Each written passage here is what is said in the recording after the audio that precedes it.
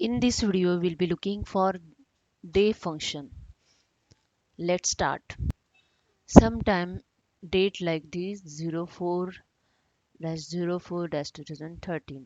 Now, when you have these types of date, it's become difficult to understand which date and which month. So what we can do it, I show you the shortcut formula which can here put here so you can understand what is a day and which is a month. Just select the cell is equal to day, tap, select this cell, bracket close and enter it. Now if you see 4 is a day. If you change this date, suppose I just 9th, month is 9th and day is 4. Okay, now I enter this formula again. Sorry,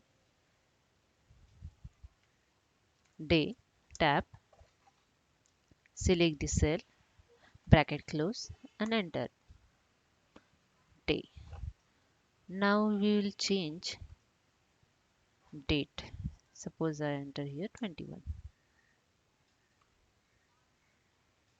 If you enter 10, 10. That's it. Thank you. Please subscribe my channel and like it.